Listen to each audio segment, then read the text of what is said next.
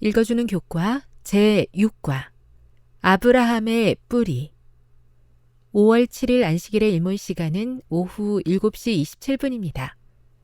기억절입니다. 믿음으로 아브라함은 부르심을 받았을 때에 순종하여 장래의 유업으로 받을 땅에 나아가 있에 갈 바를 알지 못하고 나아갔으며 히브리서 11장 8절. 우리는 이제 창세기의 중심에 접어들었다.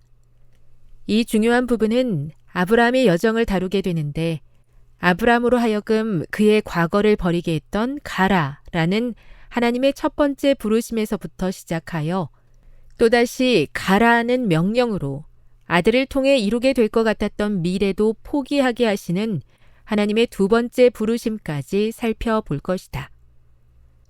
이와 같은 하나님의 부르심으로 인해 아브라함은 어디에 정착하지 않는 나그네였다. 그의 여정 가운데 아브라함에게 확실한 것은 아무것도 없었다. 그의 과거는 잃어버린 바 되었으며 미래는 오롯이 미지의 것이었다. 그러나 아브라함은 하나님의 음성을 들으며 믿음의 여정을 이어간다. 두려워하지 말라.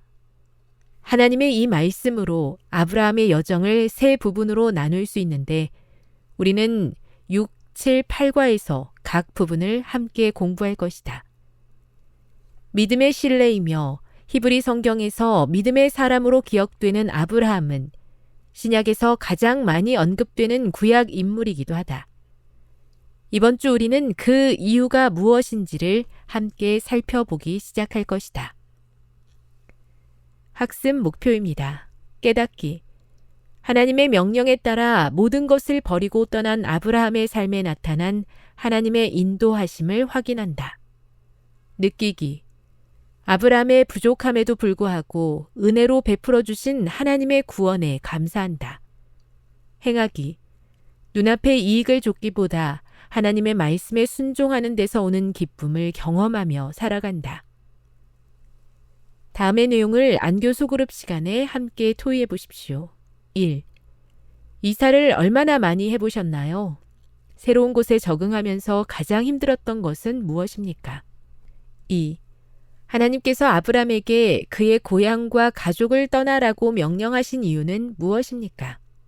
3. 기근을 피해 애굽으로 내려간 아브라함의 선택에서 우리가 배워야 할 교훈은 무엇일까요? 4. 땅을 두고 했던 롯과 아브라함의 선택의 결정적인 차이는 무엇이었습니까? 5.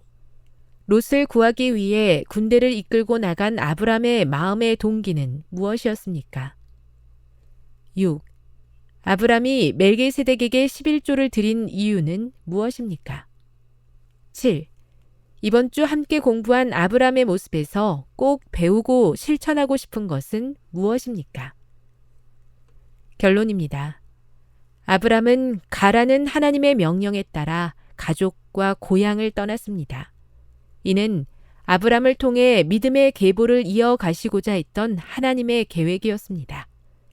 비록 그 과정 중에 나타난 아브라함의 삶이 완벽하지는 않았지만 그는 계속해서 하나님을 향한 믿음과 신뢰를 나타내 보였으며 하나님께서는 그의 삶을 기쁘게 받으셨습니다.